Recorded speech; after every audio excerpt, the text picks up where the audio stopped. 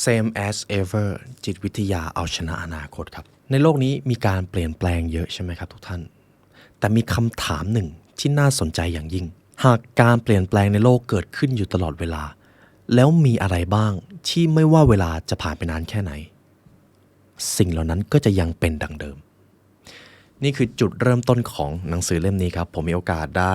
นำหนังสือเล่มนี้กลับมาทำอีกครั้งหนึ่งและจะเป็นเกียรติอย่างยิ่งที่ทุกท่านจะได้เรียนรู้ผ่านหนังสือเล่มนี้ช่วงเวลาที่มีการแปรผันสิ่งเหล่านี้ทั้งหมดจะไม่มีทางเปลี่ยนเรามาเรียนรู้กับหนังสือเล่มนี้กันครับ Same as ever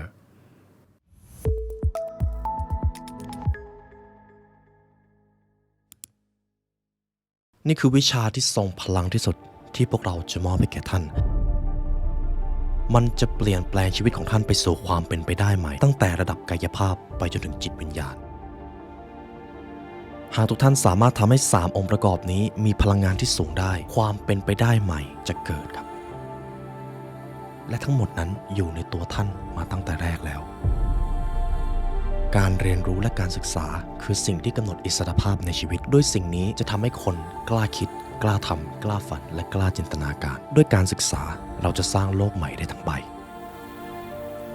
นี่คือเหตุผลที่เราจะมาเรียนรู้ด้วยกันในคลาสออนไลน์นะครับ The Mastermind of Millionaire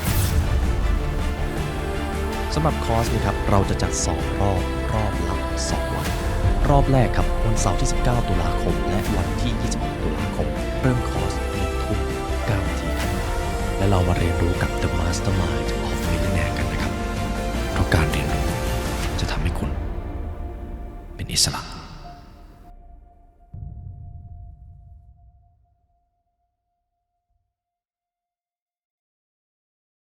ผมมีโอกาสได้ทำหนังสือเล่มนี้ในช่วงประมาณ 2-3 เดือนที่แล้วนะครับ Same as ever แต่จริงๆหนังสือเล่มนี้ถ้าทุกท่านมีโอกาสได้อ่านเป็นอีกเล่มหนึ่งที่สนุกมากครับและมีเนื้อหาหลายส่วนมากเลยที่ผมยังไม่ได้นำมาเล่าให้กับท่านผู้ฟังเราเลยจะมาพูดถึงหนังสือเล่มนี้อีกครั้งหนึ่งครับผมจะมาตั้งคำถามกันก่อนคุณผู้ฟังว่าทุกวันนี้โลกมันมีการเปลี่ยนแปลงเยอะไหมครับเยอะใช่ไหมครับไม่ว่าจะเป็นนวัตกรรมเทคโนโลยีธุรกิจหรือแม้แต่เรื่องของการศึกษาการใช้ชีวิตมันเปลี่ยนไปเยอะมากเลยแต่ถ้าเราลองมาดูอีกมุมมองหนึ่งแล้วอะไรบ้างล่ะที่ไม่ว่าเวลามันจะผ่านไปนานแค่ไหนมันจะยังไม่เปลี่ยนซึ่งนี่คือที่มาของหนังสือเล่มนี้ครับ Same as ever เหมือนดั่งเช่นเคยมันคือจิตวิทยาที่ถ้าเรารู้เราจะพอคิดถึงอนาคตได้บ้างนี่คือหนังสือที่ว่าด้วยเรื่องราวของสิ่งที่ไม่เปลี่ยนแปลงในโลกที่กำลังเปลี่ยนไปครับเวลาเราวางแผนอนาคตเรามักจะคิดว่าอีก10 ปีข้างหน้ามันจะมีอะไรเปลี่ยนแปลงไปบ้างแต่ถึงอย่างไรก็ตามการทำนายอนาคตมันเป็นเรื่องยากครับและบางครั้งเราผิดด้วยเราทายผิดนั่นเองดังนั้นถ้าคุณผู้ฟังรู้ในสิ่งที่จะไม่มีวันเปลี่ยนแปลงมันจะมีประโยชน์มากกว่าการพยายามทำนายอนาคตที่เราไม่รู้ครับเราเลยจะมาเข้าเนื้อหาหนังสือเล่มนี้กันไม่ว่าเวลาจะผ่านไปนานแค่ไหนสิ่งเหล่านี้จะ same as ever ครับเหมือนดั่งเช่นเคยผมจะเริ่มที่บทนำให้คุณผู้ฟังทำความเข้าใจก่อนนะครับคุณมอร์แกน โฮเซลผู้เขียนท่านนี้เขียนหนังสือออกมาน่าอ่านและเขียนออกมาสนุกมากตั้งแต่หนังสือ The Psychology of Money แหละครับถ้าเราย้อนเวลากลับไปใน5 ศตวรรษที่แล้วหรือ500 ปีก่อนหรือในอีก500 ปีข้างหน้าทุกท่านคิดว่าการเปลี่ยนแปลงมันจะเกิดขึ้นแบบมหาศาลไหมครับแน่นอนครับ5 ศตวรรษเราจะแปลกใจกับการเปลี่ยนแปลงทางเทคโนโลยีซึ่งมันมีเพียบเลยเราอาจไม่เข้าใจระบบการเมืองระหว่างประเทศด้วยซ้ำเมื่อถึงเวลานั้นหรือเราอาจจะฟังภาษาคนในยุคนั้นไม่รู้เรื่องก็ได้แต่สิ่งหนึ่งที่ถ้าคุณผู้ฟังสังเกตดีๆจะเห็นดังนี้ครับอย่างไรก็ตามคนจะยังตกอยู่ภายใต้อำนาจของความโลภและความกลัวเช่นเดียวกับโลกในอดีตหรืออนาคตตราบใดที่มนุษย์ยังเหมือนจะครองโลกอยู่ความโลภความกลัวจะเป็นสิ่งที่ปกครองมนุษย์อีกทีเราจะเห็นคนถูกชักจูงด้วยความเสี่ยงความรู้สึก FOMO Fear of Missing Out นะครับความอิจฉาหรือความรักพวกพ้องในแบบที่เราคุ้นเคยประมาณว่าใครคือพวกเราเรารักใครตรงข้ามกับเราเราเกลียดสิ่งนี้มันก็จะยังมีอยู่ในทุกวันนี้เราจะพบว่าผู้คนกำลังแสวงหาเคล็ดลับของชีวิตที่มีความสุขและต้องการความแน่นอน วงเล็บครับซึ่งมันก็ไม่ได้มีอยู่จริงแต่เราก็คุ้นเคยเหลือเกินว่าสิ่งเหล่านี้มันก็เกิดขึ้นกับเราเองนี่คือเหตุผลสำคัญครับและข้อแรกสุดสำหรับ same as ever สิ่งที่จะไม่เปลี่ยนเราจะมาดูความเปราะบางของโลกนี้บทเรียนที่หนึ่งที่เราจะมาพูดถึงกันทุกท่านเคยได้ยินประโยคที่ว่าชีวิตของเราก็เหมือนถูกแขวนอยู่บนเส้นด้ายไหมครับมันจะขาดมันจะหลุดออกมาเมื่อไหร่ก็ไม่รู้มันเป็นแบบนั้นจริงๆครับชีวิตของเราไม่ต่างจากการที่เราทุกคนต่างถูกแขวนอยู่บนเส้นด้ายรวมไปถึงหลายสิ่งหลายอย่างในโลกนี้หากทุกท่านดูบทเรียนจากประวัติศาสตร์ครับโลกของเราดำเนินไปแบบแขวนอยู่บนเส้นด้ายหลายสิ่งหลายอย่างมากการเปลี่ยนแปลงที่ยิ่งใหญ่และส่งผลกระทบอย่างใหญ่หลวงที่สุดหลายต่อหลายครั้งมันบังเอิญครับความไม่คาดคิดความหุนหันพลันแล่นหรือการตัดสินใจที่ส่งผลแบบสุดขั้วของมนุษย์ล้วนแล้วเกิดขึ้นแบบฉับพลันผมจะขอนำเรื่องราว3เรื่องจากบทนี้มาเล่าให้ฟังครับและจะแสดงให้ทุกท่านเห็นว่าโลกทุกวันนี้วินาทีนี้ที่เรากำลังมีชีวิตอยู่มันตั้งอยู่บนความเปราะบางขนาดไหนลองคิดภาพดูนะครับสงครามอยู่ดีๆมันก็มาชีวิตอยู่ดีๆก็สูญเสียหายนะในชีวิตของท่านอยู่ดีๆมันก็มาแล้วสักพักมันก็ไปและบางครั้งคุณก็ไม่ได้ตั้งตัวกาลครั้งหนึ่งครับสงครามโลกที่ลองไอแลนด์สงครามนี้เป็นความพ่ายแพ้อันยับเยินของกองทัพของจอร์จวอชิงตันครับทหาร 10,000 นายของเขาถูกบดขยี้โดยกองทัพอังกฤษที่มาพร้อมกองเรือ400 ลำแต่จริงๆแล้วนะครับสถานการณ์มันย่ำแย่ได้มากกว่านั้นหากกองทัพอังกฤษแล่นเรือขึ้นไปตามแม่น้ำอีสต์แล้วทหารของวอชิงตันที่จนตรอกก็จะถูกทำลายล้างแต่เหตุการณ์นั้นไม่เกิดขึ้นครับเพราะหากในตอนนั้นอังกฤษตัดสินใจแล่นไปทางแม่น้ำอีสต์จอร์จวอชิงตันก็จะแพ้แบบราบคาบเลยแต่สิ่งที่มันทำให้เหตุการณ์นั้นไม่เกิดขึ้นเพราะลมครับลมมันไม่ได้พัดไปในทิศทางที่เป็นใจของกองเรืออังกฤษกองเรืออังกฤษจึงไม่สามารถบดขยี้กองทัพจอร์จวอชิงตันได้มากกว่าเดิมซึ่งในตอนนั้นครับถ้าเกิดลมพัดไปอีกทางหนึ่งในคืนวันที่ 28 สิงหาคม คศ 1776 ประวัติศาสตร์จะเปลี่ยนไปทันทีแค่ลมพัดนะครับประวัติศาสตร์โลกก็เปลี่ยนแล้วจอร์จวอชิงตันอาจจะเป็นคนที่เราไม่ได้รู้จักมาจนถึงทุกวันนี้กับเหตุการณ์ที่2เหตุการณ์แรกเกี่ยวกับเรื่องสงครามเหตุการณ์ที่2ก็จะยังเกี่ยวกับสงครามอยู่ด้วยความที่ถูกกดดันให้ประหยัดเงินครับกัปตันวิลเลียมเทอร์เนอร์จึงปิดห้องต้มน้ำของห้องที่4ของเรือจากไอ้น้ำลำใหญ่ซึ่งเรือของกัปตันวิลเลียมเทอร์เนอร์ครับจะเปรียบเสมือนเรือบรรทุกผู้โดยสารทั่วไปในตอนนั้นเขาตัดสินใจปิดห้องต้มน้ำถูกไหมครับการเดินทางมันก็ช้าลงเพราะเหมือนมีเชื้อเพลิงน้อยลงนั่นเองแต่เพื่อประหยัดงบมันก็คุ้มค่าซึ่งการตัดสินใจในครั้งนั้นครับเป็นตัวชนวนสำคัญเลยครับที่ก่อให้เกิด World War I ในตอนนั้นด้วยความที่เรือของกัปตันวิลเลียมเทอร์เนอร์ครับค่อยๆเดินทางจากนิวยอร์กไปลิเวอร์พูลแล้วเผอิญครับเรือลูซิเทเนียของเทอร์เนอร์แล่นเข้าไปสู่เส้นทางเรือดำน้ำของเยอรมันและตอนนั้นเหตุการณ์มันก็เริ่มคุกรุ่นเยอรมันเห็นเรือลูซิเทเนียของเทอร์เนอร์แล่นผ่านมาครับไม่รอช้ายิงตอร์ปิโดมาทำให้ผู้โดยสารเกือบ 1,200 คนเสียชีวิตและเหตุการณ์นี้กลายเป็นตัวจุดชนวนที่สำคัญที่สุดที่ทำให้คนอเมริกันสนับสนุนให้ประเทศเข้าสู่สงครามโลกครั้งที่1ครับอเมริกันเข้าสงครามเลยครับเพราะการเดินทางที่มันช้าลงใน1วันของกัปตันเทอร์เนอร์ครับถ้าตอนนั้นห้องต้มน้ำห้องที่4ทำงานตามปกติเรือของกัปตันเทอร์เนอร์จะไปถึงลิเวอร์พูล1วันก่อนที่เรือดำน้ำเยอรมันจะเข้าสู่ทะเลเซลติกอันเป็นจุดที่เรือดำน้ำพบกับเรือลูซิเทเนียนั่นเองและเรือโดยสารก็จะรอดพ้นจากการถูกตอร์ปิโดยิงเห็นไหมครับเหตุการณ์เพียงแค่เล็กๆน้อยๆมันมีอิทธิพลมหาศาลและถ้าทุกท่านศึกษาประวัติศาสตร์ตั้งแต่สงครามโลกครั้งที่1กับครั้งที่2อเมริกาไม่ได้อยากจะเข้าร่วมสงครามเลยครับแต่เหมือนโดนบังคับแบบไม่เต็มใจทุกครั้งเลยสงครามโลกครั้งที่1ก็เหตุการณ์เรือลูซิเทเนียก็เป็นครั้งที่1นะครับครั้งที่2ก็คืออ่าวเพิร์ลฮาร์เบอร์อเมริกากำลังซ่องสุมกำลังไม่ได้คิดจะไปรบกับใครแต่ฝั่งจักรวรรดิญี่ปุ่นก็เอาเครื่องบินมาทิ้งระเบิดในเพิร์ลฮาร์เบอร์อเมริกาก็เลยโอเคเข้าร่วมก็ได้ทั้งที่ตอนแรกจะไม่เข้านะครับเห็นไหมครับ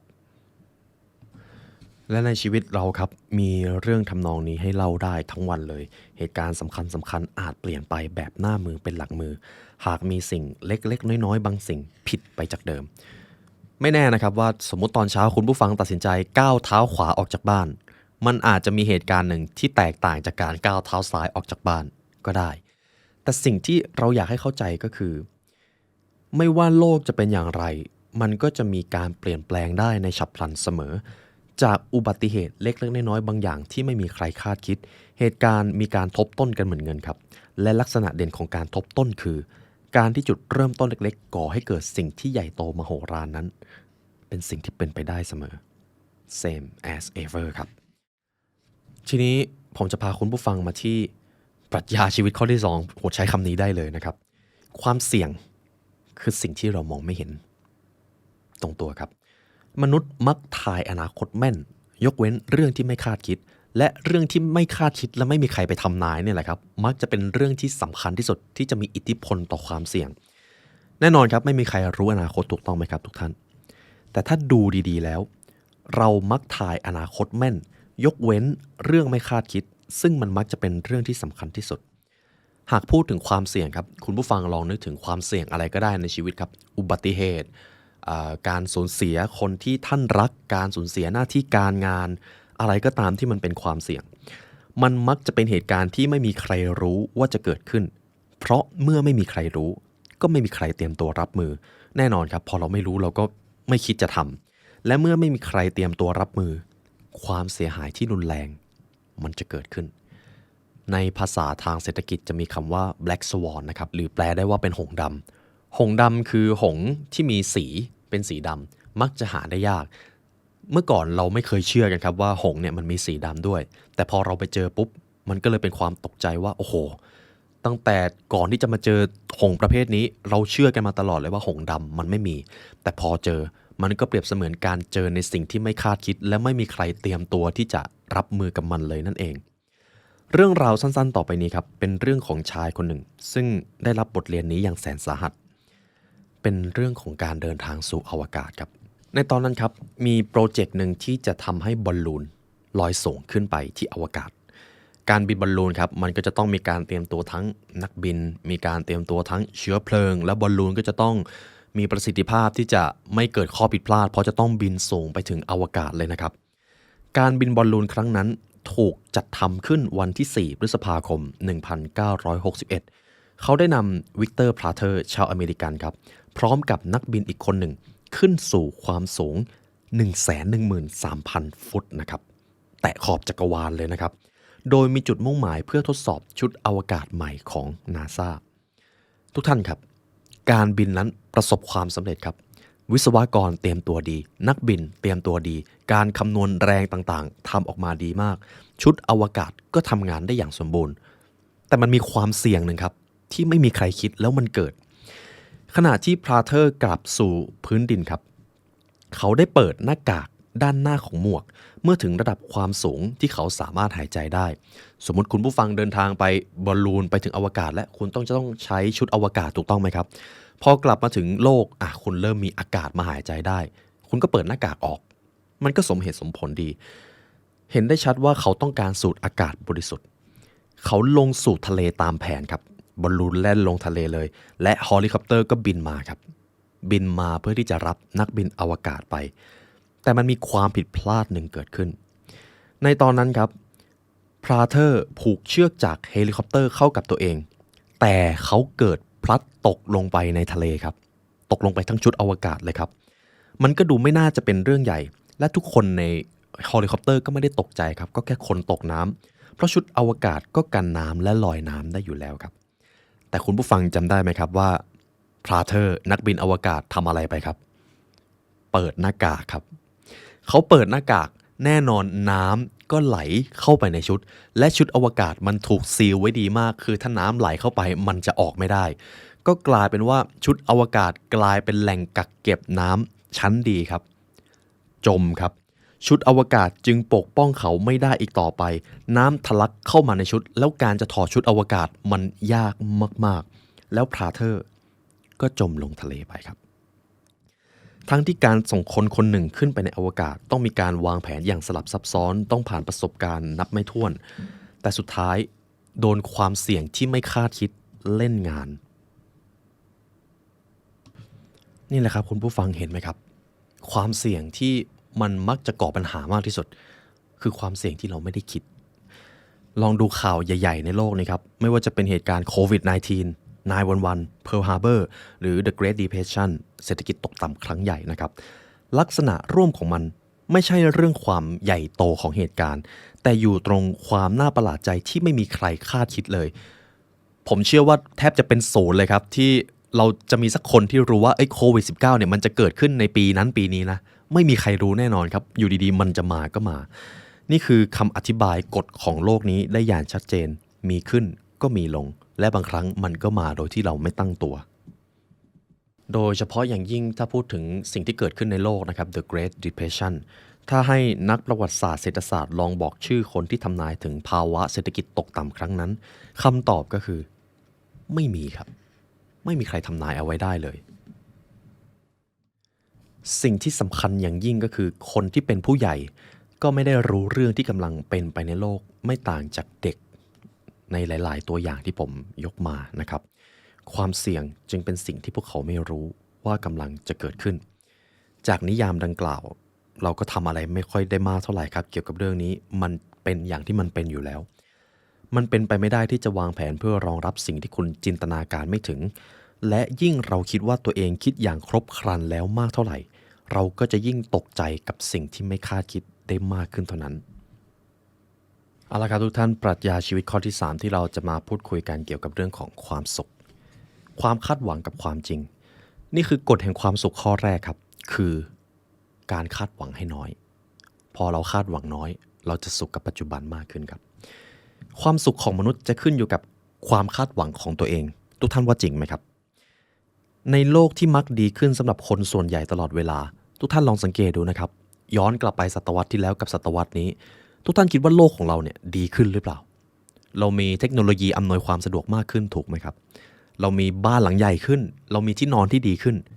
และทุกท่านว่าเราก็ควรจะมีความสุขมากขึ้นจริงไหมครับแต่ดูเหมือนว่าความสุขมันไม่ได้ตามมาด้วยเพราะอะไรในโลกที่มักดีขึ้นสำหรับคนส่วนใหญ่แทบตลอดเวลาทักษะชีวิตที่สำคัญคือการหยุดยั้งไม่ให้ป้ายบอกจุดหมายปลายทางเลื่อนออกไปไกลเรื่อยๆซึ่งเป็นเรื่องยากที่สุดเหตุการณ์ในประวัติศาสตร์มักจะมีการดำเนินเรื่องที่เหมือนกันครับสภาพแวดล้อมดีขึ้นผู้คนร่ำรวยขึ้นมีอาหารการกินมากขึ้นเทคโนโลยีเพิ่มพูนประสิทธิภาพและการแพทย์ก็ช่วยชีวิตมนุษย์ได้มากขึ้นแต่เผอิญครับพอทุกอย่างมันเพิ่มขึ้นความคาดหวังของคนมันก็เพิ่มขึ้นตามและพอความคาดหวังเพิ่มขึ้นมันก็เปรียบเสมือนเอาป้ายบอกจุดหมายปลายทางชีวิตเลื่อนออกไปให้ไกลมากขึ้นก็เลยกลับกลายเป็นว่ายิ่งโลกพัฒนาความสุขจะยิ่งมีความต้องการมากขึ้นและความสุขมันก็ถดถอยลงนั่นเองมันเป็นเช่นนี้เสมอมาครับความสุขของคนจึงเพิ่มขึ้นเพียงแค่เล็กน้อยในขณะที่โลกกำลังดีขึ้นอย่างมหาศาลมองเตสคิวครับเขียนไว้เมื่อ275ปีก่อนว่าถ้าท่านแค่อยากมีความสุขท่านจะสมหวังได้โดยง่ายแต่คนเรามักอยากมีความสุขมากกว่าผู้อื่นครับซึ่งเป็นเรื่องยากเพราะเรามักเชื่อว่าผู้อื่นมีความสุขมากกว่าที่พวกเขามีจริงๆโดยเฉพาะอย่างยิ่งครับโซเชียลมีเดียเรามักจะรู้สึกว่าคนในที่แห่งนั้นมักจะมีความสุขมากกว่าที่เขาเป็นจริงๆและเราก็รู้สึกอยากจะไปเปรียบเทียบกับเขานั่นเองและถ้าคุณผู้ฟังมีโอกาสได้ไปคุยกับคนรุ่นเบบี้บูมเมอร์นะครับโดยถ้าเป็นของผมก็คือคุณตาคุณยายผมจะเห็นเลยว่าถ้าเอาชีวิตของพวกเขามาเทียบกับคนทุกวันนี้มันต่างกันลิบลับครับผมเคยถามคุณตาคุณยายว่าท่านทั้งสองถ้าในยุคของท่านเนี่ยไม่มีเงินเลยอยู่กันได้ไหมคุณตาคุณยายตอบไม่คิดเลยครับอยู่สบายมากหาอาหารแป๊บเดียวได้แล้วเก็บปลาเก็บผักสบายแล้วผมก็ถามใหม่แล้วถ้าทุกวันนี้ไม่มีเงินเลยอยู่ได้ไหมถ้าทั้งสองตอบตรงกันครับอยู่ไม่ได้ชีวิตมันเปลี่ยนไปเยอะมากท่านตอบแบบนี้ครับเรามีงานที่เหนื่อยน้อยลงอยู่ห้องแอร์มากขึ้นค่าตอบแทนมันก็เยอะขึ้นและจริงๆเวลาทำงานมันก็น้อยลงด้วยซ้ำเรามีการแพทย์ที่ดีมากขึ้นไม่ต้องกังวลเรื่องโรคระบาดเหมือนยุค70ปีที่แล้วแต่ท่านก็ตอบมาว่าก็ดูเหมือนว่าความสุขของคนรุ่นใหม่มันก็ไม่ได้มีเยอะกว่าคนรุ่นก่อนนะท่านก็แปลกใจเหมือนกันดังนั้นครับ ความกังวลทางเศรษฐกิจบางเรื่องในปัจจุบันอาจจะเป็นสิ่งที่ครอบครัวในทศวรรษที่1950ไม่เข้าใจอัตราจำนวนครอบครัวที่เป็นเจ้าของบ้านในปี1950ต่ำกว่าปัจจุบัน12%ครับพูดง่ายๆก็คือคนในยุค1950มีบ้านน้อยกว่าคนยุคนี้ถึง12%ครับและโดยเฉพาะอย่างยิ่งขนาดบ้านโดยเฉลี่ยในคนยุคก่อนเล็กกว่าบ้านในปัจจุบันอยู่1ใน3แม้จะมีจำนวนผู้อาศัยในบ้านมากกว่าก็ตามในยุคก่อนอาหารการกินในปี1950คิดเป็น29%ของค่าใช้จ่ายในบ้านโดยเฉลี่ยเทียบกับ13%ในปัจจุบันอัตราการเสียชีวิตในที่ทำงานในยุคก่อนสูงกว่าทุกวันนี้3เท่าและเราต้องทำความเข้าใจครับจริงๆแล้วสิ่งที่ทำให้เราไม่มีความสุขไม่ใช่ว่าโลกไม่ได้ให้เรามากพอแต่เราต่างหากที่คาดหวังจนไม่รู้จักพอแต่คุณมอร์แกน ฮูเซอร์บอกว่าสิ่งที่มันเป็นประเด็นสำคัญจริงๆก็คือการเปรียบเทียบระหว่างมนุษย์กันเองสมมติว่าคุณมีบ้านหลังเล็กลงกว่าเดิมแล้วเพื่อนบ้านของคุณก็มีบ้านหลังเล็กเท่ากับคุณจะไม่ซีเรียสครับแต่เมื่อใดก็ตามถ้าคุณมีบ้านหลังเล็กลงแต่เพื่อนบ้านข้างๆบ้านเขาหลังใหญ่ขึ้นคุณจะเครียดทันทีคุณจะโดนแรงขับเคลื่อนทางสัญชาตญาณครับนี่ก็คือสิ่งที่เป็นแรงขับดันความคาดหวังของมนุษย์เช่นกันค่าจ้างเงินเดือนสมัยนั้นที่ต่ำกว่าสมัยนี้อาจจะดูดีเพราะทุกคนก็มีรายได้ต่ำเหมือนกันหมดบ้านหลังเล็กให้ความรู้สึกที่ดีเพราะทุกคนก็มีบ้านหลังเล็กเหมือนกันการขาดการให้บริการทางการแพทย์ที่ดีย่อมเป็นสิ่งที่รับได้ในยุคก่อนเพราะเพื่อนบ้านของเราก็อยู่ในสภาพเดียวกันนั่นแหละครับคือต้นเหตุทั้งหมดเลยแม้แต่มหาเศรษฐีร็อกกี้เฟลเลอร์ครับยังไม่เคยต้องการยาแก้ปวดเพราะเขารู้ว่าในยุคของเขามันไม่ได้มีอยู่แต่โซเชียลมีเดียในปัจจุบันได้กลายเป็นปัจจัยครับที่ทำให้ทุกคนบนโลกนี้เห็นไลฟ์สไตล์ของผู้อื่นที่ส่วนใหญ่มักจะเกินจริงหรือแม้แต่หลอกลวงครับคุณเปรียบเทียบตัวเองกับผู้อื่นโดยดูจากฉากต่างๆของชีวิตที่พวกเขาสร้างขึ้นมาที่ซึ่งมักจะมีแต่เรื่องราวความสำเร็จหรือมุมบวกและมุมลบก็ถูกซ่อนให้พ้นจากสายตาจึงอาจจะตอบได้ว่าเศรษฐกิจในปัจจุบันเอื้อให้เกิด3สิ่งได้แก่ความรวยศักยภาพในการอวดความรวยและความอิจฉาความรวยนั่นเองดังนั้นทุกท่านอยากมีความสุขไหมครับลดระดับความคาดหวังลงแล้วท่านจะสมปรารถนาในสิ่งนั้นเรามาดูปรัชญาชีวิตข้อต่อไปกันข้อนี้ผมชอบมากคุณผู้ฟังมีไอดอลไหมครับหรือใครสักคนที่คุณเชื่อว่าคนนี้แหละคือคนที่เป็นภาพสะท้อนความสำเร็จที่คุณจะต้องไปให้ถึงใครก็ได้ครับจะเป็นมหาเศรษฐีระดับโลกหรือคนที่คุณชื่นชอบมานานแล้วก็ได้เลือกมาสักคน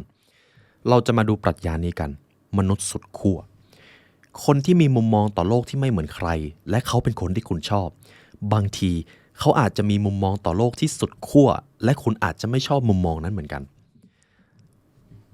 ทุกท่านเคยได้ยินชื่อเสียงเรียงนามของคุณอีลูดหรือเอเลียตคิปโชเก้ไหมครับเขาคือนักวิ่งมาราธอนที่เก่งที่สุดในโลกครั้งหนึ่งเขาทำลายสถิติการวิ่งมาราธอนต่ำกว่า2 ชั่วโมงในตอนนั้นครับเขาแข่งขันกีฬาโอลิมปิกโตเกียวในปี2021เขากับนักวิ่งอีก2คนได้แก่บาเชอร์อับดีจากเบลเยียมและอับดีนากีจากเนเธอร์แลนด์ทั้ง2คนกำลังรอรับเหรียญรางวัลโอลิมปิกแล้วคุณอีลูดคิปโชเก้ก็ชนะเลิศครับได้เหรียญทองก็จะต้องมานั่งรอรับรางวัลด้วยเนื่องจากมันมีความล่าช้าครับเพราะจะต้องดูคะแนนจะต้องดูว่าใครจะมารับก่อนหลังมันมีหลายรายการนั่นเองทั้ง3คนก็เลยต้องนั่งรอในห้องแต่สิ่งที่มันแปลกประหลาดครับคุณผู้ฟังลองนึกถึงคนส่วนใหญ่นะครับเวลาเรารออะไรสักอย่างนานๆสิ่งที่เรามักจะทำกันคืออะไรครับหยิบโทรศัพท์มาไถเล่นโซเชียลมีเดียมันก็ดูเป็นเรื่องปกติใช่ไหมครับแต่ทุกท่านครับอีลูดคิปโชเก้นักวิ่งที่เก่งที่สุดในโลกรู้ไหมครับเขาทำอะไรเขานั่งจ้องกำแพงครับอยู่หลายชั่วโมงย้ำนะครับหลายชั่วโมงซึ่งเขานั่งอยู่กับที่มองไปที่ผนังอย่างสงบแล้วเงียบไม่ได้พูดอะไรเลยเขาถึงกับแซวกันว่าอีลูดคิปโชเก้เขาไม่ใช่มนุษย์เขาไม่ได้คิดเขาไม่ได้ทำเขาไม่ได้มีพฤติกรรมอย่างคนทั่วไปและนี่เองคือสิ่งที่อาจจะทำให้เขาเป็นภาพสะท้อนของคนที่เหนือมนุษย์มันเลยเป็นปรัชญาชีวิตอย่างหนึ่งครับคนที่เขาประสบความสำเร็จเขามักจะเป็นคนส่วนน้อยเขามักจะมีความสุดขั้วในแง่ใดแง่หนึ่งและเขาจะมีบางมุมมองที่คุณอาจจะรู้สึกว่ามันแปลก เราอาจจะมองข้ามความจริงข้อนี้ไปหลายๆครั้งครับเวลาเราชื่นชมหรือสรรเสริญใครหรือตัวอย่างของอีกบุคคลหนึ่งครับทุกท่านรู้จักแน่นอนเซอร์ไอแซคนิวตันเป็นผู้คิดค้นงานวิทยาศาสตร์หลายๆแขนงใช่ไหมครับและเป็นผมเชื่อว่าใครที่เรียนวิทยาศาสตร์จะต้องยกย่องผู้ชายท่านนี้แน่ทุกท่านเชื่อไหมครับจริงๆแล้วเซอร์ไอแซคนิวตันเขาเป็นนักวิทยาศาสตร์ที่ฉลาดปราดเปรื่องก็จริงแต่ครึ่งชีวิตของเขาใช้เวลาศึกษาเรื่องอะไรรู้ไหมครับไสยศาสตร์ครับ ใช่ครับเซอร์ไอแซคนิวตันใช้เวลาส่วนใหญ่ศึกษาเรื่องไสยศาสตร์ด้วยในตอนนั้นจอห์นเมนาร์ดเคนส์ครับได้พบสมุดจดของเซอร์ไอแซคนิวตันเนื้อความที่เขียนอยู่ในกระดาษเหล่านั้นมันว่าด้วยเรื่องการเล่นแร่แปรธาตุเวทมนต์คาถาและการพยายามส่อหายาอายุวัฒนะจอห์นเมนาร์ดเคนเขียนไว้เลยว่าผมอ่านเนื้อหาที่มีอยู่อย่างน้อย100,000 คำดูคร่าวๆนะครับและไม่อาจปฏิเสธได้เลยว่ามันเป็นเรื่องไสยศาสตร์หมดเลยและไม่มีคุณค่าทางวิทยาศาสตร์แต่อย่างใดและก็ปฏิเสธไม่ได้อีกเช่นกันว่านิวตันใช้เวลาหลายปีไปกับการศึกษาเรื่องราวเหล่านั้นท่านจะเริ่มเห็นแล้วว่าบางครั้งคนฉลาดก็อาจจะมีความพิลึกบางด้านซึ่งมันก็จริงครับคนที่ฉลาดสุดขั้วสุดๆมักจะมีบางด้านที่ดูแปลกกว่าคนอื่นนั่นเองอีกคนหนึ่งครับคนนี้อาจจะเป็นคนที่เราสามารถจับต้องกันได้บ้างก็คือคุณอีลอนมัสก์นั่นเอง ประเด็นหนึ่งที่น่าถกเถียงกันก็คือคุณอีลอนมัสก์ขึ้นชื่อว่าเป็นมหาเศรษฐีอันดับต้นๆของโลกถูกไหมครับไหนมีใครอยากเป็นแบบคุณอีลอนมัสก์ไหมครับแต่ความจริงก็คือถ้าเราดูถึงข่าวที่เรามักจะได้ยินเกี่ยวกับเขาคือคนที่เก่งมากๆในเรื่องหนึ่งแต่เขาก็มีเรื่องหนึ่งที่แย่มากๆในอีกด้านหนึ่งคนอายุ32ประเภทไหนที่คิดว่าตัวเองสามารถเอาชนะ GM Ford และ NASA ได้พร้อมกันนี่คือคนที่บ้าเต็มขั้นเท่านั้นและเขาทำได้เสียด้วยความคิดของการทุ่มทรัพย์สินส่วนตัวให้กับการตั้งอาณานิคมบนดาวอังคารไม่ใช่ความคิดที่เป็นกังวลเลยถ้าเอาไปคุยโมโอ้อวดแล้วจะเกิดผลเสียเขาคือคนประเภทที่ต้องการทำให้ดาวอังคารเหมาะกับการเป็นที่อยู่อาศัยของมนุษย์เขาเป็นคนที่มีวิสัยทัศน์ก้าวไกลครับและเป็นคนที่เก่งมากแต่อีกด้านหนึ่งเขาก็เป็นคนที่ไม่ค่อยสนใจโลกรอบตัวมากสักเท่าไหร่คือเป็นคนที่ทำงานด้วยยากมากและทั้งสองด้านนี้มันแยกจากกันไม่ได้ครับประมาณว่าถ้าเขาเป็นคนที่มีวิสัยทัศน์เป็นคนที่เก่งเขาจะต้องแลกมากับการที่ทุกคนที่ทำงานกับเขาจะรู้สึกเครียดนั่นเองจะมีข่าวอยู่ช่วงหนึ่งใช่ไหมครับที่คุณอีลอนมัสก์ได้มาเทคโอเวอร์ Twitter คนในที่อย่างนั้นแห่กันลาออกเต็มเลยครับจะมีบางคนเท่านั้นที่อยู่เพราะรู้ว่าทำงานกับคนคนนี้ไม่ใช่เรื่องง่ายถ้าไม่ได้หิวกระหายความสำเร็จจริงๆอยู่ไม่ได้เช่นเดียวกับสตีฟจ็อบส์เช่นกันสตีฟจ็อบส์ก็เป็นทั้งอัจฉริยะคิดค้นนวัตกรรมของ Apple มานับไม่ถ้วนถูกไหมครับ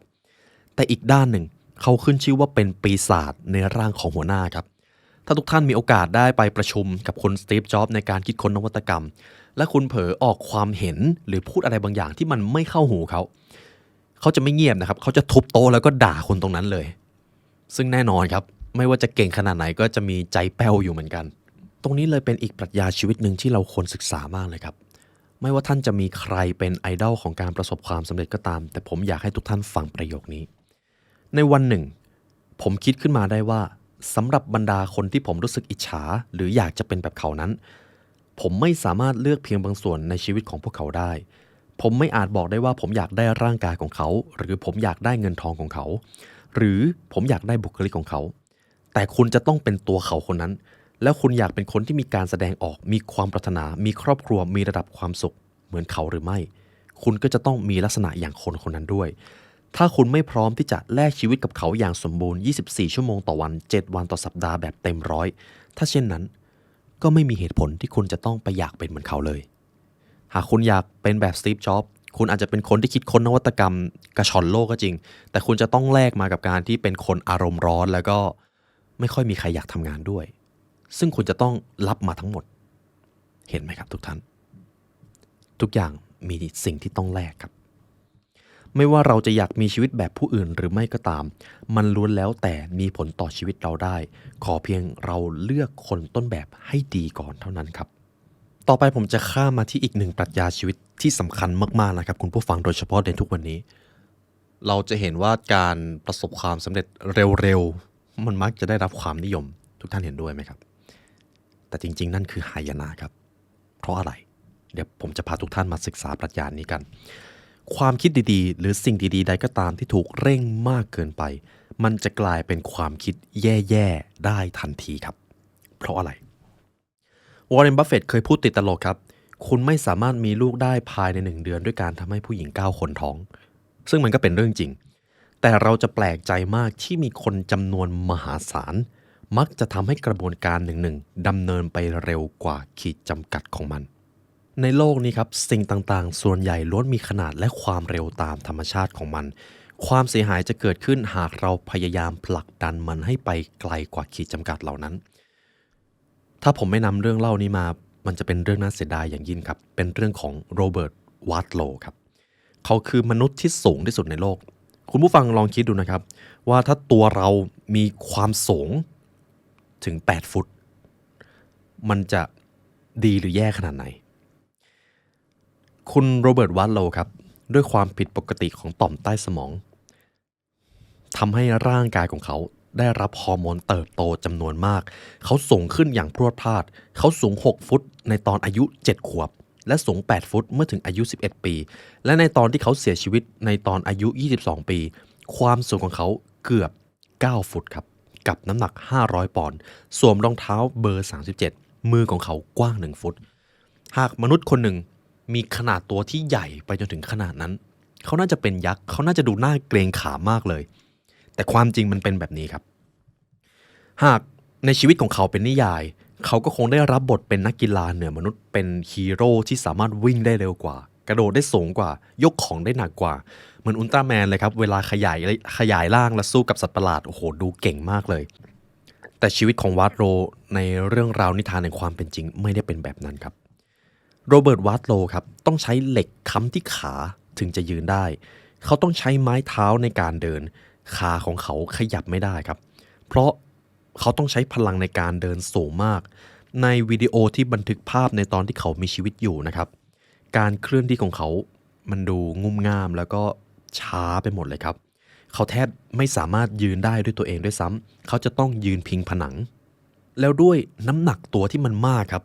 ถ้าค่าแรงน้ำถ่วงของโลกเท่ากับ G เท่ากับ10นะครับเขาจะใช้ชีวิตยากมากและมันยากจริงๆบั้นปลายชีวิตส่วนใต้หัวเข่าลงไปไม่มีความรู้สึกครับหากโรเบิร์ตวาร์ดโลยังมีชีวิตยืนยาวต่อไปและสูงขึ้นเรื่อยๆการเดินตามปกติอาจทำให้ขาของเขาหักได้เลยส่วนสาเหตุที่แท้จริงของการเสียชีวิตก็คือด้วยความที่ตัวเขาใหญ่แต่หัวใจมันมีขนาดเท่ากับค่าเฉลี่ยของมนุษย์หัวใจมันก็จะต้องบีบหนักขึ้นใช่ไหมครับเพื่อที่จะเอาเลือดไปหล่อเลี้ยงในส่วนต่างๆของร่างกายก็เลยทำให้หัวใจของเขาทำงานหนักจนเกินควรทำให้กลายเป็นแผลและมีการติดเชื้ออย่างรุนแรงร่างกายมนุษย์ที่โตขึ้น3 เท่าไม่ได้หมายความว่าประสิทธิภาพจะเพิ่มขึ้น3 เท่าด้วย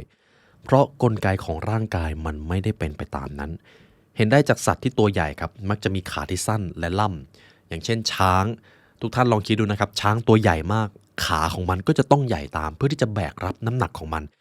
หากขาของช้างมีขนาดเท่ากับขาของคนช้างน่าจะสูญพันธุ์ครับอยู่ไม่ได้แน่ๆหรือแรดก็เช่นกันแรดตัวเขาจะหนาแล้วขาของเขาจะสั้นแล้วก็วิ่งดูอึดอัดดูงุ่มง่ามจึงได้ข้อสรุปว่าจริงๆแล้วสัตว์ทุกชนิดมีขนาดร่างกายที่เหมาะสมที่สุดสำหรับมันแล้วและขนาดที่เปลี่ยนไปจะทำให้ประสิทธิภาพเปลี่ยนไปอย่างหลีกเลี่ยงไม่ได้คำว่าประสิทธิภาพในที่นี้มันเปลี่ยนไปไม่ได้หมายความว่าดีขึ้นนะครับมนุษย์จึงมีขนาดร่างกายที่เหมาะสมที่สุดสำหรับมนุษย์แล้วครับสำหรับตอนนี้หากคุณผู้ฟังตัวสูงสัก3 ฟุตเราอาจจะคิดว่าโอ้โหเราน่าจะกระโดดสูงขึ้นวิ่งเร็วขึ้นบางทีมันอาจจะไม่ใช่ครับเราอาจจะใช้ชีวิตยากขึ้นก็ได้อย่างแรกเลยคือหัวคุณโขกกำแพงบ่อยแน่ๆมันคือสภาวะที่เหมาะสมที่สุดที่เรามีแล้วครับทุกสิ่งดำเนินไปตามคันลองของธรรมของมันแต่มันจะมีปัญหาก็ต่อเมื่อเราพยายามทำให้ขนาดหรือความเร็วของมันเปลี่ยนไปโดยเฉพาะอย่างยิ่งเปลี่ยนไปแบบฉับพลันสิ่งนี้เราจะมาเรียนรู้กันครับในปีคศ1994ครับ Starbucks มี 425 สาขาในปีนั้นซึ่งในตอนนั้นครับเป็นปีที่บริษัทมีอายุ 23 ปีจนกระทั่งถึงปี 1999 บริษัท Starbucks เปิดสาขาใหม่ 625 สาขา จนลามมาถึงปี 2007 ครับมีการเปิดสาขา 2,500 สาขาต่อปี ซึ่งเยอะมากนะครับพูดง่ายๆก็คือคุณผู้ฟังถ้าอยู่ในเขตนั้นจะเห็นร้านกาแฟใหม่1ร้านเมื่อขับรถไปได้ประมาณ2ชั่วโมงสมมุติบริษัทหนึ่งเติบโตมาจนถึงจุดหนึ่งแล้วต้องขยายสาขามูลค่ามันก็ควรเพิ่มรายได้มันก็ควรเพิ่มเข้ามาแต่นี่คือสิ่งที่เกิดขึ้นด้วยความที่โตเร็วเกินไปครับปีละ 2,500 นี่ไม่น้อยนะครับผลที่ตามมาก็คือการต้องทำให้ได้ตามเป้าของการเติบโตทำให้การวิเคราะห์อย่างเป็นเหตุเป็นผลถูกเบียดออกไปตัวอย่างความอิ่มตัวของ Starbucks จึงกลายเป็นเรื่องตลกขนาดการเติบโตขององค์กรหรือสาขามันไม่ได้เพิ่มการเติบโตของยอดขายตามมาด้วยยอดขายลดลงครึ่งหนึ่งในขณะที่เศรษฐกิจกำลังเติบโตครับ Harvard Chu ครับ CEO ของ Starbucks เขียนถึงทีมผู้บริหารอาวุโสเลยว่าในการเพิ่มจำนวนสาขาจากต่ำกว่า 1,000 กลายเป็น 13,000 สาขาทำให้พวกเราต้องมีการตัดสินใจหลายอย่างซึ่งเมื่อมองย้อนกลับไปมันทำให้ประสบการณ์ Starbucks เจือจางลง Starbucks ต้องปิดสาขา 600 สาขาในปี 2008 และปลดพนักงาน 12,000 คนหุ้นบริษัทร่วงไปถึง 73% ซึ่งเยอะมากครับเห็นไหมครับแม้แต่ Starbucks ถึงเติบโตมาถึงจุดหนึ่งแล้วถ้าเขาไปเร่งกระบวนการเติบโตผลลัพธ์มันจะตรงกันข้ามแม้แต่ Starbucks ก็ยังมีขนาดที่เหมาะสมของเขาอยู่เช่นเดียวกับทุกบริษัทอันนี้ในแง่มุมของธุรกิจครับแล้วถ้าเป็นในแง่มุมของชีวิตล่ะเราจะมาเปรียบเปรยกับสิ่งนี้หน่ออ่อนของต้นไม้ส่วนใหญ่จะอยู่ภายใต้ของร่มเงาต้นไม้ที่ให้กำเนิดมันเวลาหลายสิบปีแสงแดดที่ส่องเข้ามาอย่างจำกัดเพราะโดนบังจากต้นไม้ใหญ่นะครับทำให้หน่ออ่อนเติบโตอย่างช้าๆซึ่งมันดูช้าและไม่ทันใจแต่ทว่าการเติบโตอย่างช้าๆทำให้ต้นอ่อนที่โตขึ้นมามีเนื้อไม้ที่แข็งแรงเนื้อไม้ที่อยู่ข้างในนะครับแต่บางสิ่งที่น่าสนใจหากเอาต้นอ่อนไปเทียบกับอีกต้นหนึ่งเป็นต้นอ่อนเหมือนกันแต่ถูกปลูกในที่โล่งซึ่งปราศจากร่มเงาของต้นไม้ใหญ่ได้รับแสงแดดเต็มที่เลยหน่ออ่อนที่ได้รับแสงแดดเต็มที่ก็จะเติบโตขึ้นอย่างรวดเร็วมันก็เข้าใจได้แต่ทว่าการเติบโตอย่างรวดเร็วทำให้ต้นไม้มีเนื้อไม้ที่โปร่งเบาครับเนื่องจากไม่มีเวลาในการสร้างความแข็งแรงได้มากพอและเนื้อไม้ที่โปร่งเบาก็จะกลายเป็นแหล่งสะสมเชื้อราและเชื้อโรคต้นไม้ที่โตเร็วจะเน่าเร็วมันไม่มีวันที่จะอยู่ได้นานนี่คือสัจธรรมของโลกนี่ครับสิ่งใดที่โตเร็วสำเร็จเร็วมักจะอยู่ได้ไม่นานเครื่องจักรที่ถูกสร้างขึ้นมาอย่างเร่งรีบย่อมเสียเร็วกว่าเครื่องจักรที่ถูกสร้างขึ้นมาอย่างค่อยเป็นค่อยไปร่างกายมนุษย์ก็เป็นเช่นนั้นการเติบโตเป็นเรื่องที่ดีถ้าไม่นับตรงที่หลายครั้งเรามักจะไปเร่งกระบวนการเติบโตของชีวิตความสำเร็จในทุกวันนี้ครับคุณผู้ฟังหากความสำเร็จที่ท่านกำลังสร้างอยู่มันค่อยๆเกิดมันเกิดอย่างช้าๆมันก็เปรียบเสมือนการที่ท่านเป็นต้นอ่อนแล้วค่อยๆโตเนื้อข้างในรากฐานของมันจะแข็งแรงและจะถูกโค่นล้มได้ยากตรงกันข้ามหากผมเป็นต้นอ่อนต้นหนึ่งที่โหสำเร็จเร็วโตเร็วมากเลยทุกอย่างเป็น growth exponential เติบโตแบบก้าวกระโดดผมก็จะจากไปเร็วมันคือสัจธรรมของชีวิตครับมันเป็นปัญญาหนึ่งของชีวิตครั้งหนึ่งคุณโรเบิร์ตกรีนเขียนไว้ว่าอุปสรรคที่สำคัญที่สุดต่อการสร้างสรรค์คือความไม่อดทนมันหมายถึงความต้องการที่จะแทบทนไม่ไหวในการเร่งความเร็วของกระบวนการการแสดงออกหรือแม้แต่การประสบความสำเร็จนี่ก็เป็นปรัชญาชีวิตส่วนหนึ่งที่ผมนำมาให้จากหนังสือ Same as Ever นะครับทั้งหมดที่ผมเล่ามายังไม่ถึงครึ่งของหนังสือเลยครับแต่ผมเชื่อว่าเท่านี้ก็เป็นปรัชญาชีวิตสำคัญที่จะทำให้ทุกท่านนำไปพัฒนาชีวิตของทุกท่านได้แล้วครับกฎข้อสุดท้ายลึกซึ้งมากครับสิ่งใดที่เติบโตอย่างช้าๆสิ่งนั้นย่อมแข็งแรงกว่าเสมอและเช่นเคยครับหากทุกท่านฟังมาถึงตรงนี้ผมก็รู้สึกยินดีและเป็นเกียรติอย่างยิ่งที่เรามีโอกาสได้มาเรียนรู้ด้วยกันแล้วก็ขออนุญาตโฆษณาขั้นนะครับขั้นตอนจบหากคุณผู้ฟังท่านใดอยากจะอ่านหนังสือเล่มหนึ่งที่มีชื่อว่า The Greatest Version of Mine ครับหนังสือเล่มนี้ผมเขียนขึ้นมาเองครับแล้วทางทีมงาน The Library ได้รวบรวมเนื้อหาสำคัญมาให้ทุกท่านนี่คือหนังสือเล่มแรกและเป็นงานศิลปะผมชอบมองว่าเป็นงานศิลปะที่ผมได้คัดกรองจากการเรียนรู้และเป็นปรัชญาชีวิตเพื่อที่จะทำให้ทุกท่านต่อยอดสู่ความสำเร็จได้ผมเลยได้เขียนหนังสือเล่มนี้ขึ้นมา และหวังเป็นอย่างยิ่งว่ามันจะเป็นคัมภีร์ที่ทำให้ทุกท่านมีแรงบันดาลใจในการใช้ชีวิตผมขออนุญาตนำหนังสือเล่มนั้นมาส่งต่อให้กับทุกท่านนะครับหากทุกท่านต้องการซื้อหนังสือ The Greatest Version of Mine ครับเดี๋ยวผมจะวางลิงก์ไว้ข้างล่างสามารถสั่งซื้อได้ใน The Library Shop เลยและเป็นเกียรติอย่างยิ่งครับนี่คือหนังสือเล่มแรกของผมจะยินดีอย่างยิ่งหากทุกท่านได้ให้ฟีดแบ็กหรือวิธีการปรับแก้ไขในการเขียนหนังสือเล่มที่ 2เพราะผมเชื่อว่าการอ่านเป็นสิ่งที่มหัศจรรย์อย่างยิ่งและผมอยากมีส่วนร่วมในการให้ทุกท่านได้พัฒนาตัวเองผ่านการอ่านครับและวันนี้ได้เวลาอันสมควรแล้วครับทีมงาน The Library Learn และตัวผมไลออนยุพสินขอกล่าวอำลาทุกท่านไปก่อนขอให้วันนี้เป็นวันที่ดีของทุกท่านครับเพราะการเรียนรู้จะทำให้คุณเป็นอิสระสวัสดีครับนี่คือวิชาที่ทรงพลังที่สุดที่พวกเราจะมอบให้แก่ท่านมันจะเปลี่ยนแปลงชีวิตของท่านไปสู่ความเป็นไปได้ใหม่ตั้งแต่ระดับกายภาพไปจนถึงจิตวิญญาณหากทุกท่านสามารถทำให้3องค์ประกอบนี้มีพลังงานที่สูงได้ความเป็นไปได้ใหม่จะเกิดครับและทั้งหมดนั้นอยู่ในตัวท่านมาตั้งแต่แรกแล้วการเรียนรู้และการศึกษาคือสิ่งที่กำหนดอิสรภาพในชีวิตด้วยสิ่งนี้จะทำให้คนกล้าคิดกล้าทำกล้าฝันและกล้าจินตนาการด้วยการศึกษาเราจะสร้างโลกใหม่ได้ทั้งใบนี่คือเหตุผลที่เราจะมาเรียนรู้ด้วยกันในคลาสออนไลน์นะครับ The Mastermind of Millionaire